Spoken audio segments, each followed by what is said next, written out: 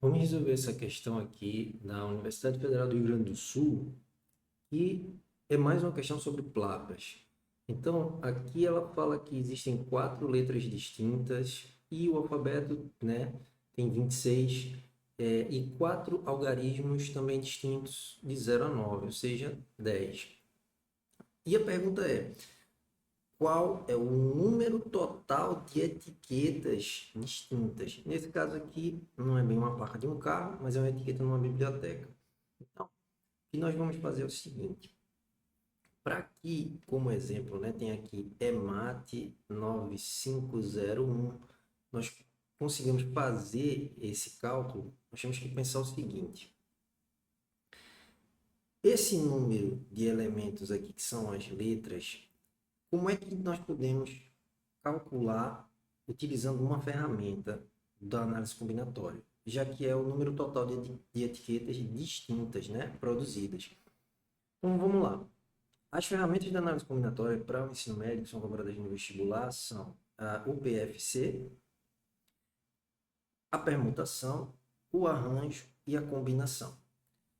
Primeiro passo para você identificar qual dessas quatro ferramentas que você vai usar é identificar o número total de elementos.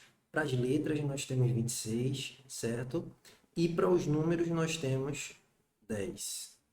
Então, identificados esses números de elementos, você vai identificar o número de posições, ou seja, você tem quatro posições aqui e quatro posições aqui, tanto para as letras quanto para os números ou algarismos.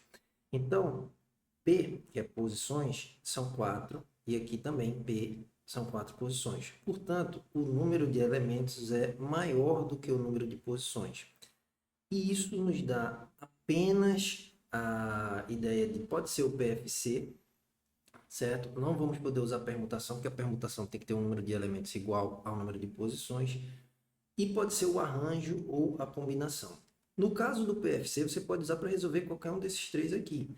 Só que, dependendo das restrições que o problema apresente, você não vai conseguir resolver, tá? Então, é mais indicado você usar uma dessas três ferramentas. Então, descartando o PFC, nós só podemos ter agora ou o arranjo ou a combinação.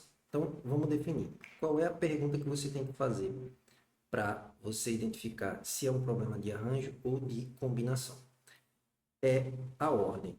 A ordem dos elementos importa, ou seja, se eu mudar uma letra aqui de posição, eu vou modificar o arranjo ou a combinação que vai estar aqui entre as letras. Vou, porque se você escrever aqui, ao invés de EMAT, você escrever MEAT, já é outro elemento.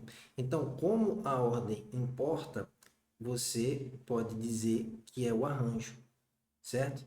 E a combinação, ela é a ferramenta que não vai considerar a ordem. Então, tem até uma dica. Se a ordem importar, você responde aham, um arranjo, certo? E se você disser não, combinação, certo? Então, arranjo, não, combinação. É um mnemônico legal para você lembrar disso na hora da prova. Como a ordem importa, nós vamos usar o arranjo. Então, aqui é um arranjo de 26 elementos em quatro posições. E aqui é um arranjo de 26 elementos.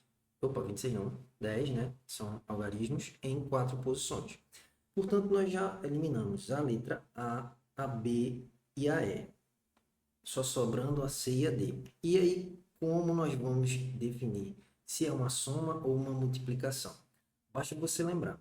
Se você monta aqui um elemento com essas letras, né? E você modifica a sua ordem dos seus algarismos, por exemplo, aqui eu tenho 5, aqui o 9, aqui o 0 e aqui o 1, eu vou ter um para cada algarismo, e depois para o próximo, e depois para o próximo, e depois para o próximo. Ou seja, você vai ter que multiplicar os resultados que você tiver nas letras pelos resultados que você tiver no algarismo, calculando ali o arranjo. Portanto, arranjo de 26 tomados a quatro posições vezes o arranjo de 10 tomados a quatro posições. E esse é o gabarito que nós encontramos aqui na letra C. Ok? Valeu!